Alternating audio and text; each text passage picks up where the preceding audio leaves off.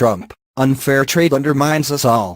U.S. President Donald Trump arrived in Vietnam repeating his call for fair trade, saying not all of America's trading partners are following the rules.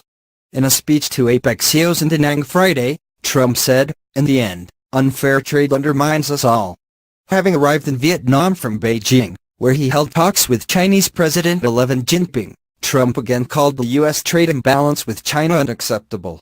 He said he did not blame China for taking advantage of the situation, but in a remark that seemed aimed at the Chinese, he strongly criticized countries that he said force foreign companies to enter into joint ventures to do business. "We will not remain silent as American companies are targeted by state-supported entities," he said. Trump, on a 12-day sweep across East Asia focused on trade and North Korea, is in Vietnam to attend an APEC summit, where leaders of the major economies in the region will discuss growth and regional cooperation. While there, he is also attending a meet-and-greet gathering with U.S. veterans living in Vietnam. Some members of Da Nang's U.S. veteran community have told the South China Morning Post that they are looking forward to Trump's visit, while others said they are skeptical about the president's performance. Trump, who is 71, did not serve with U.S. troops in Vietnam.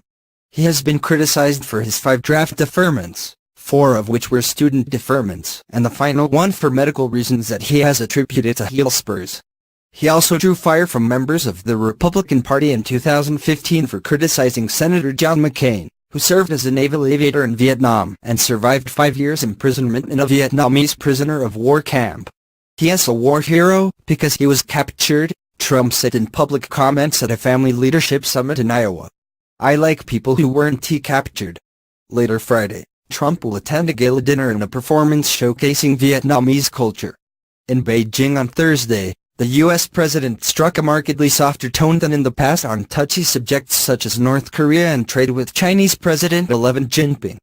Trump spoke of his incredibly warm feeling toward Xi. During joint statements after talks in Beijing, Trump expressed optimism the U.S. and China will resolve the North Korean nuclear crisis. "I do believe there is a solution to that, as you do," Trump said.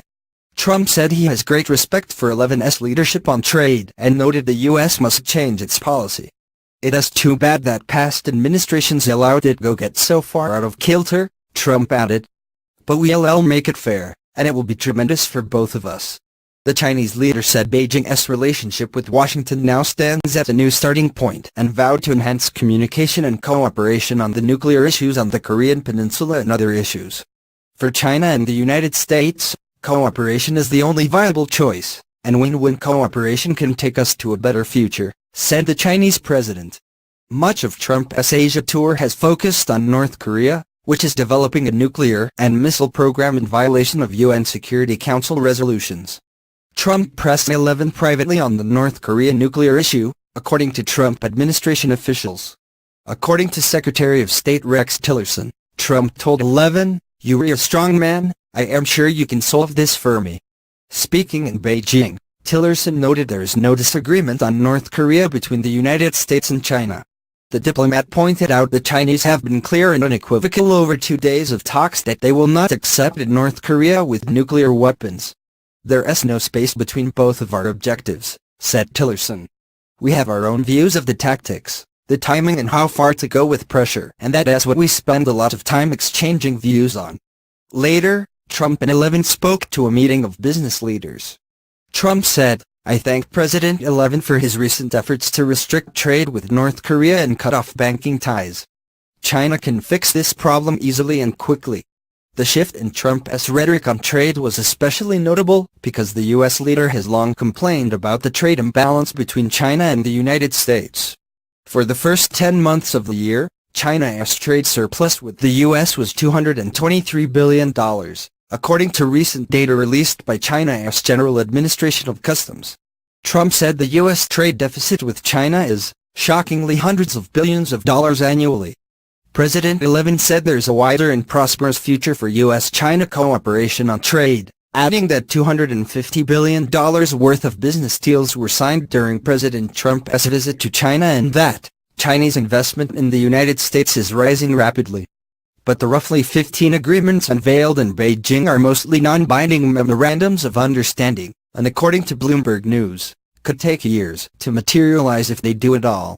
In his joint statement, 11 said, there needs to be in-depth discussions on the trade imbalance with the United States, among other issues.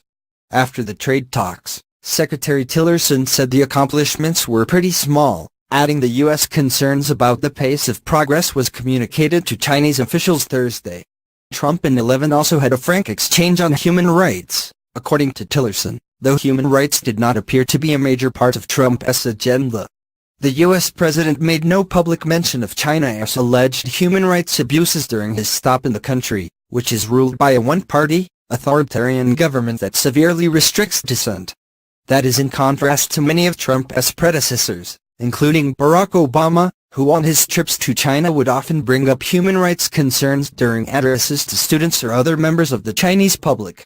While Trump has not forcefully and publicly raised human rights concerns in authoritarian countries such as China, White House officials have suggested that he is doing so in private, a strategy they say is more effective than public shaming. "Show me the money," says Sophie Richardson, China director for Human Rights Watch.